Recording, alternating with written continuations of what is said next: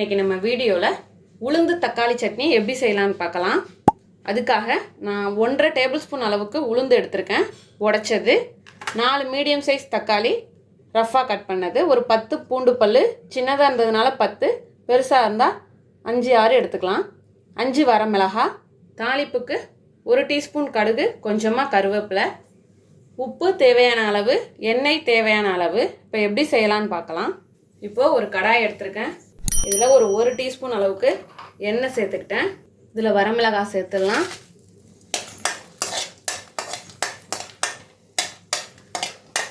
இப்போ மிளகாய் நல்லா வறுபட்டுட்டு அதை ஒரு பிளேட்டில் மாற்றிக்கிறேன்.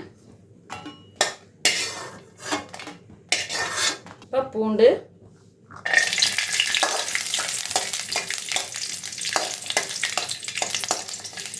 நல்லா பொரிஞ்சு வரணும். பூண்டு நல்லா கோல்டன் கலராக ஆகணும். இப்போ பாதி அளவு பூண்டு வதங்கினதும் இதில் புளி சேர்த்துக்கிறேன்.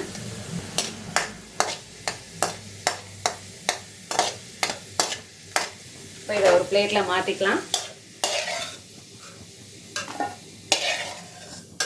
இதோட உளுந்து செவக்க வறுத்தானா அந்த வாசனை நல்லாயிருக்கும் சட்னிக்கு. அதனால் எல்லாமே நான் செவக்க தான் வறுப்பேன். இப்போ இதில் தக்காளி சேர்த்துடலாம்.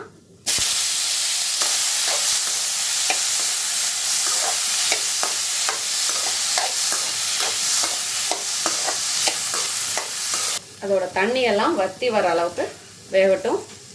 இப்போ இதிலேயே தேவையான அளவு உப்பு,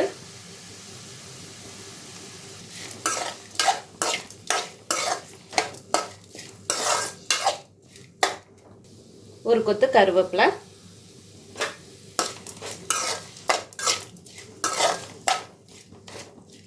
வதங்கட்டும்.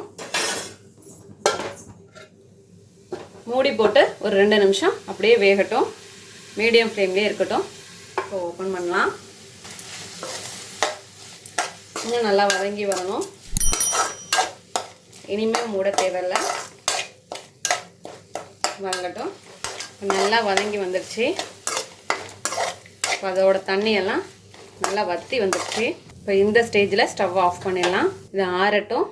நல்லா ஆறி வந்துடுச்சு. இதை ஒரு மிக்ஸி ஜாரில் மாற்றிக்கலாம். இதில் ஏற்கனவே வறுத்து வச்சுருக்க மிளகாய், பூண்டு, புளியை இதோட சேர்த்துடலாம்.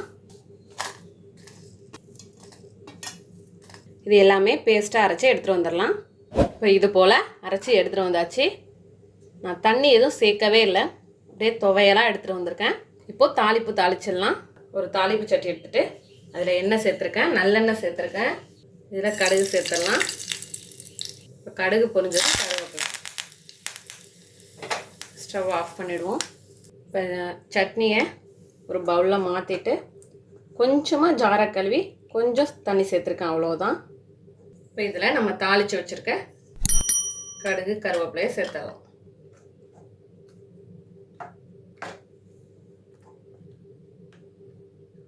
அவ்வளோதான், நம்மளோட அருமையான அற்புதமான உளுந்து தக்காளி சட்னி தயாராகிடுச்சு. இதே போல் நீங்களும் உங்கள் வீட்டில் செஞ்சு பார்த்துட்டு எப்படி வந்துச்சுன்னு கமெண்ட்டில் சொல்லுங்கள். தேங்க்யூ.